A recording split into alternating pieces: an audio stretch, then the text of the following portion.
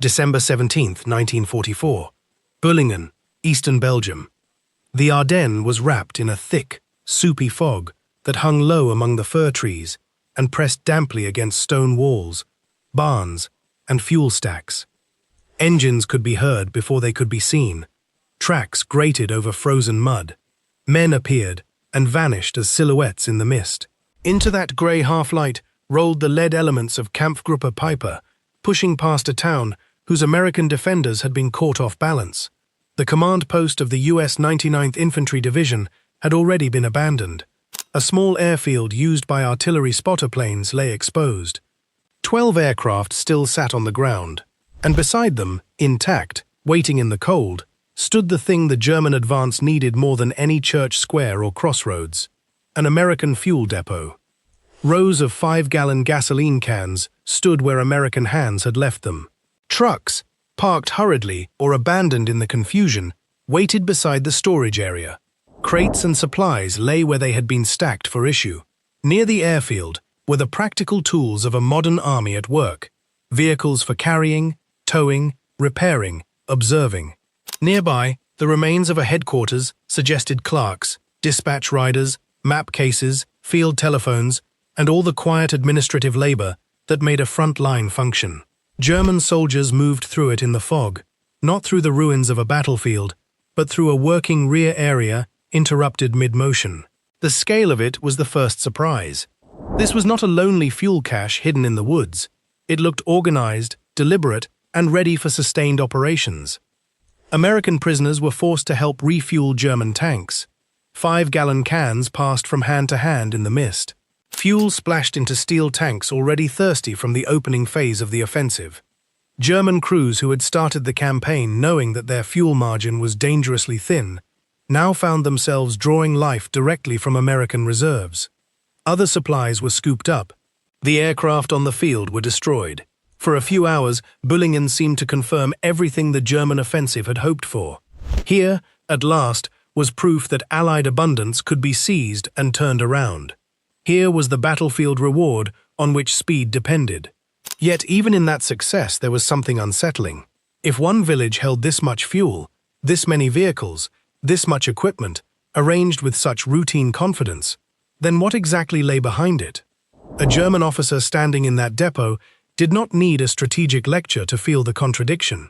His own offensive was supposed to smash Allied logistics, yet here he was, feeding it into his tanks and needing more. That contradiction had existed before the first shot was fired. German fuel allocations for the Ardennes Offensive were insufficient from the start. Commanders knew it. Orders were issued to capture Allied fuel where possible. The spearheads were not merely driving west toward Antwerp, they were driving toward somebody else's gasoline. At Büllingen, that reality became visible in the simplest possible way, not in grand theory, but in a line of captives passing cans through the fog. The airfield sharpened the impression. The 12 parked artillery spotter planes were not impressive in the way tanks were impressive, but to a German officer who had seen what Allied artillery could do when properly supplied and properly directed, those little aircraft meant something ominous. They meant observation, coordination, and a chain connecting forward combat to fuel, maps, radios, and batteries farther back. Earlier in the war, Rommel had already remarked on the way observation aircraft directed the fire of multiple batteries against worthwhile targets. Here at Büllingen, beside the fuel, sat another clue. The Americans were not simply stockpiling supplies. They were stockpiling the means to see, to communicate, and to respond. The village streets offered one more sign. American vehicles were everywhere because American warfare moved on wheels. The Germans could refuel their own tanks from this captured stock, but they could not miss what the scene implied. The depot was part of a larger traffic system. Fuel did not appear by accident beside a divisional command post and a spotter airstrip. It arrived by road, by schedule, by staff work, by labor, and by repetition. This was the opening discovery of the story, and it needed time to settle in. The Germans had not simply found gasoline, they had walked into a piece of a machine still running. That machine had a strategic purpose, far larger than Büllingen. By December 1944, Hitler's last great gamble in the West aimed at Antwerp, the vital port whose full utility, threatened to make Allied supply lines shorter, denser, and harder to disrupt. If German armies could split the British from the Americans, cut their supply lines, and reach the coast, then perhaps the Western Alliance could be broken politically, even if it could not be broken outright in battle. The plan was desperate, but not irrational. The Ardennes offered concealment, poor weather could suppress Allied air power, and some American divisions in the sector were inexperienced or resting. German planners expected shock, delay, confusion, and if all went well, speed. But speed required fuel. From the opening hours onward, that requirement turned every American dump into a possible objective, and every captured stockpile into a temporary lifeline. Then the roads opened toward Stavelot, and the second discovery appeared. Looking down toward the town, German forces saw hundreds of trucks. On the opposite bank, the road from Stavelot to Malmedy was jammed with vehicles. Some were supply traffic, some were helping evacuate Great First Army gasoline dumps north of the two towns. Some belonged to March serials of the 7th Armored Division, moving toward the crisis. Stavelot itself was not just another Belgian town. It was an administrative center, and it contained the 1st Army map depot, some 2,500,000 maps. Just north of Stavelot and Malmedy lay gasoline stores, measured not in a few captured loads, but in more than 2 million gallons in that area. That was the moment when the depot at Büllingen began to shrink in the German imagination. What had first looked immense now looked like one chamber inside a much larger structure. Fuel was not sitting in one lucky village. It was layered through the rear area. Maps were not being issued by the handful but by the million. Trucks were not occasional sightings, but a constant presence, jamming roads, linking towns, feeding dumps, evacuating dumps, and moving armored reinforcements at the same time. A German officer who had walked through Büllingen and then looked over the traffic near Stavelot was being forced toward a new thought. The problem was no longer how to seize one depot. The problem was how to exhaust a system that seemed to possess another one over the next ridge. American rear areas also carried something less obvious than fuel and maps, the means to keep broken things alive. Behind the trucks and supply points lay the repair and maintenance system, the third discovery in the ladder. Somewhere behind the immediate front, mechanics were working in conditions that could be as punishing as combat. In one ordnance company history from the campaign in Europe, the maintenance section is described as being on the job night and day, handling more than 200 automotive jobs in a short period, installing over 100 gun mounts on vehicles, and building 48 litter racks for the medical battalion. The supply platoon stayed in constant contact with depots, drawing stores, breaking them down, and issuing them to units. This was not dramatic in the usual battlefield sense. It was something more dangerous to an enemy, continuous.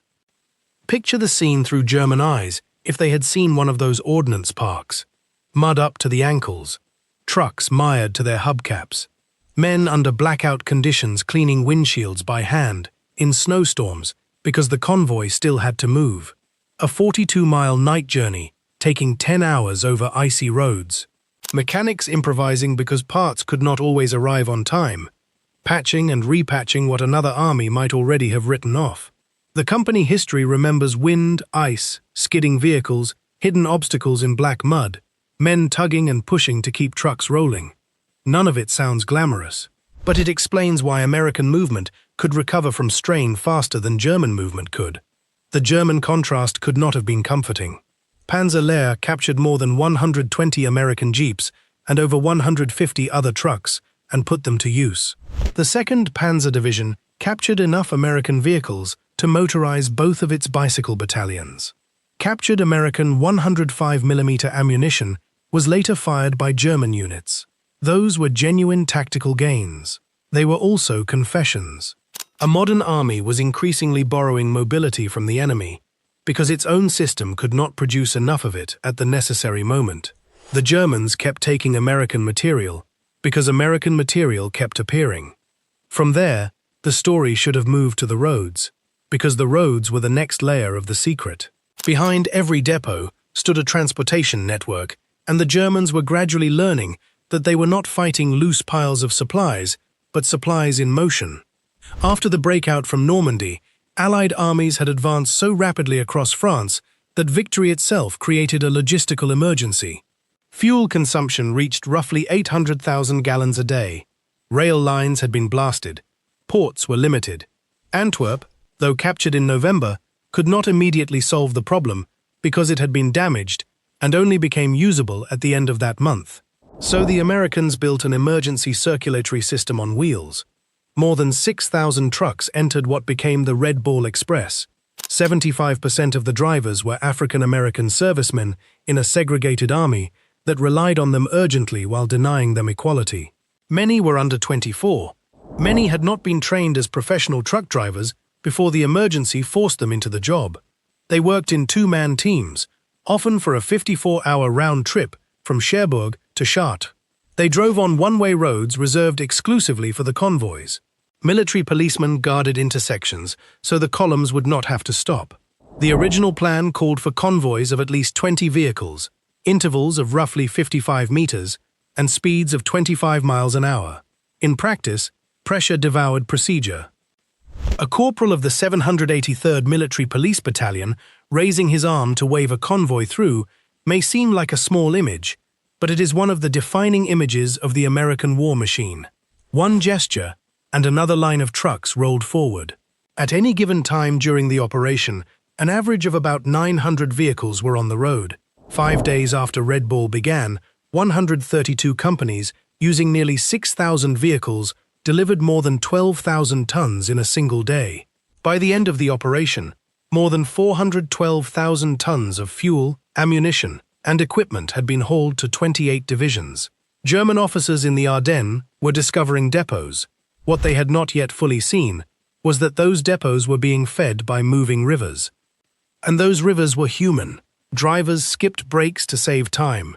Some switched places without stopping the truck. Low-beam headlights were permitted west of the light line, but near the combat zone, darkness returned. Mechanics removed governors to increase top speed. Exhaustion became a constant enemy. Drivers fell asleep at the wheel. Accidents were regular. Unauthorized traffic clogged routes. Trucks were abandoned by the roadside when the system could no longer pause long enough to repair them properly. In one photograph from September in Liège, Private Harold Hendricks, Staff Sergeant Karl Haynes, Sergeant Theodore Cutright, Private Lawrence Buckhalter, Private First Class Horace Deal, and Private David Hatcher of the 4185th Quartermaster Service Company are loading rations for frontline troops. 6 men loading crates into trucks. It is an ordinary act. It is also war at industrial scale, reduced to human muscle. Then the perspective can shift back to German eyes, because that is the emotional spine of the story. A German officer seeing a captured supply point might first think in terms of what his tanks could take from it. Then he sees traffic. Then he learns that the traffic is regulated. Then he understands that behind the regulated traffic are young drivers running themselves half senseless to keep the road alive. Suddenly, the depot is no longer just a stockpile. It is the visible end of a labor system Germany cannot bomb out of existence in one place, because it has already multiplied itself across a continent. The next discovery came not from transportation alone, but from engineers.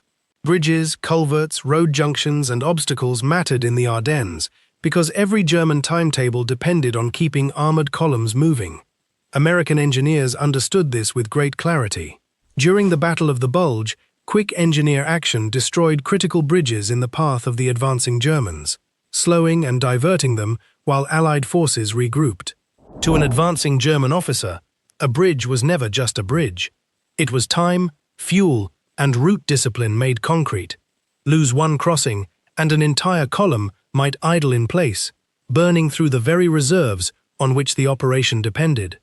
The wow moment here was not only that engineers could destroy bridges quickly, it was that the Americans belonged to a military culture trained to rebuild mobility as well as deny it. In railway training before the invasion of France, U.S. Army railroaders practiced on lines where bridges were periodically blown up so maintenance teams could rehearse rebuilding them under field conditions. That training sounds almost theatrical, until one remembers what it prepared them for. A war in which transport had to survive sabotage, shell fire, bombing, and frantic operational tempo. A German officer who saw a demolished crossing slow his own advance, and then later heard how quickly American movement recovered behind the line, was learning another hidden rule of the war.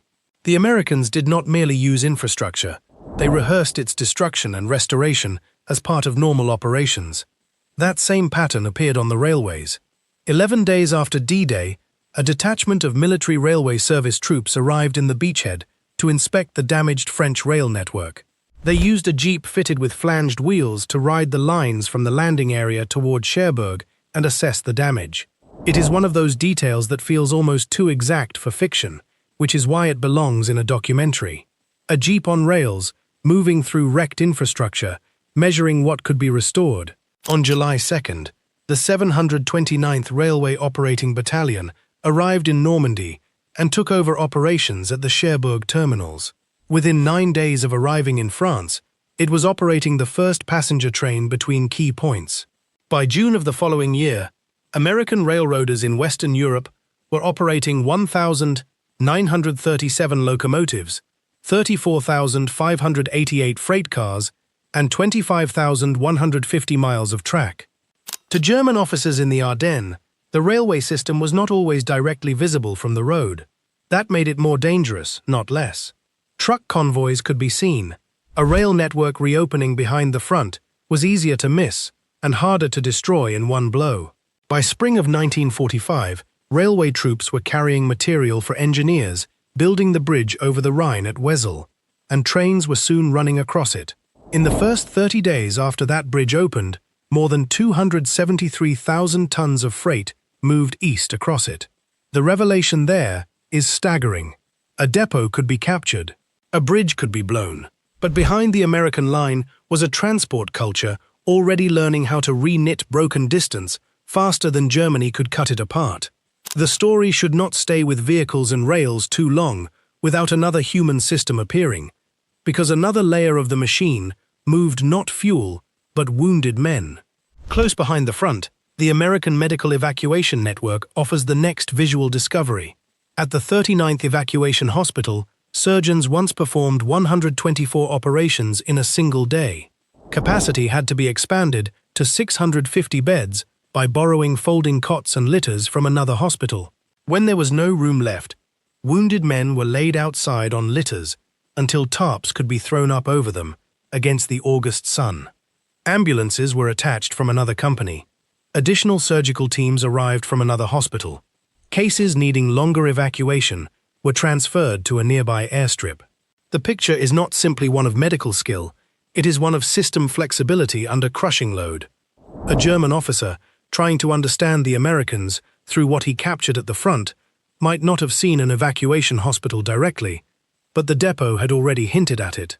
Those litter racks built by ordnance mechanics for medical battalion vehicles, the trucks kept running by maintenance crews, the roads guarded by military police, the airstrips lying beside operational routes, all of them belong to a wider circulation of life and death. This matters because it reveals that American logistics was not just about keeping tanks moving. It was also about clearing the wounded, redistributing pressure, and sustaining armies psychologically as well as materially. A force that can remove casualties efficiently and keep functioning is harder to break than one that simply accumulates loss where it falls. Return again to the German side, and the cumulative effect begins to sharpen. First there was the depot, then the truck traffic, then the workshops, then the roads, then the engineers, then the rail lines, then even the wounded were moving through a structured system instead of vanishing into local chaos. At every step, the same awful pattern repeated itself. What looked at first like a collection of supplies kept turning out to be a network. That network becomes almost unbearable in scale at Francorchamps and north of Stavelot. Official histories place over 2 million gallons of gasoline in dumps around that sector, with the Great Francorchamps complex alone holding around 1.2 million gallons in 5-gallon cans. Peiper's column came agonizingly close to it, and then Major Paul J. Solis made one of the most revealing decisions of the battle. Rather than allow that fuel to fall intact into German hands, he had a portion of it poured into a deep road cut and set alight. Roughly 124,000 gallons were sacrificed, to create a wall of fire, an anti-tank barrier built from abundance itself. The same fuel that had seemed like salvation at Büllingen now became a weapon against the Germans. That is one of the great wow moments of the entire story, because it answers the title at a deeper level. A German officer who saw American gasoline burned in six-figure quantities to block a road was no longer just discovering Allied supply. He was discovering Allied depth. Only an army supplied on a scale beyond immediate scarcity could use fuel that way. Only an army with confidence in replacement could spend it so ruthlessly. And only an officer from the opposing side, living on increasingly narrow margins, could fully appreciate how ominous that looked. The battlefield consequences followed immediately. At Stoumont, under an incredibly thick blanket of fog, Peiper's men were slowed by blown bridges, roadblocks, and increasingly determined American defense. Smoke was laid to screen movement. Panther tanks pushed into lanes and toward the station. One of them, Panther number 225, had its main gun barrel sheared off by American fire before another shell penetrated it. A wounded crewman rolled down the back of the tank and crawled into a roadside garden while German paratroopers tried to shield him. Werner Pötschke, furious at the hesitation of his own men, climbed down with a Panzerfaust and threatened to shoot anyone who would not move forward. These are not images of an army cruising toward Antwerp. They are images of an advance, beginning to realize it has outrun the conditions that made advance possible. Peiper's men looted American gear in Stoumont because looting had become resupply. Then came the message that altered everything. American forces had retaken Stavelot and the roads leading through it. The rear guard had failed. The connection to the rest of the 1st SS Panzer Division was broken. With fuel critical, the Panthers had to withdraw back towards Stoumont. The point of the spear folded inward and became a defensive ring around Stoumont and Gleize. What had begun in Büllingen with captured American gasoline ended in a pocket where German armor was being measured not by tactical aggression, but by remaining fuel. Now the final discovery can be allowed to rise. A depot at Büllingen, no matter how dramatic, was not what made victory look impossible. Not by itself. What made victory look impossible was what that depot revealed layer by layer. The fuel led to trucks. The trucks led to workshops. The workshops led to roads. The roads led to bridges and military police. The bridges led to railway reconstruction. The railway reconstruction led to an industrial and organizational culture capable of replacing losses, rerouting movement, repairing damage, and continuing the war at a tempo Germany could no longer match. The Americans were not just well supplied, they were renewable. This is where the German point of view matters most. A German officer did not need to read American production tables to understand the meaning of what he was seeing. He could infer it from the evidence in front of him. He could see captured fuel working in German tanks. He could see American trucks in such numbers that roads jammed with them. He could see map stocks in the millions. He could see that American artillery had shells to spare and observation systems to use them efficiently. He could see that damaged movement routes behind the front did not remain broken for long. He could see that when German units captured American vehicles, they captured them from a surplus that seemed to generate more. By the late stages of the Ardennes fighting, many German armored vehicles found abandoned by the Americans were still mechanically serviceable. They had not all been destroyed in climactic duels. Many had simply run out of fuel. That is perhaps the cleanest epitaph for the offensive. Germany still possessed brave crews, deadly tanks, and officers capable of dangerous local success. What it no longer possessed was the logistical depth to turn battlefield opportunity into strategic victory. It could still strike. It could not continue, and every captured American depot made that fact more visible, not less. So the 5-gallon can returns one last time. In the fog at Büllingen, it looked like hope. At Francorchamps, it burned like a verdict. Along the red ball routes, it rode east, under the care of exhausted young drivers. In ordnance mud, it waited beside mechanics, patching, mounting, fitting, and recovering. Beside hospitals, it supported ambulances and the clearing of the wounded. Near Stavelot, it was only one item in a rear area that also held maps by the million. The Germans captured the can. They could not capture the system behind the can. And that is the final realization the title has been leading toward. What German officers found in an American supply depot was not simply fuel, ammunition, vehicles or tools. It was the visible edge of an industrial civilization at war. A civilization that could stock depots, direct artillery, rebuild bridges, reopen rails, evacuate wounded, repair trucks, issue maps, and replace losses with a steadiness Germany could no longer break by one dramatic offensive through the snow and fog of the Ardennes. Once that truth became visible through the ordinary objects at Büllingen and Stavelot, victory did not merely look difficult, it looked structurally impossible. The Germans had entered the Ardennes hoping to split armies. What they discovered instead was that they were fighting a machine much larger than an army, and by the time they understood its size, they were already trapped inside its reach. If you enjoyed this documentary and want to see more stories backed by real historical records, archival footage, and careful research, please consider supporting the channel by liking this video and subscribing. Every new subscriber helps us continue bringing forgotten moments of history back to life. Thank you for watching, and I'll see you in the next documentary.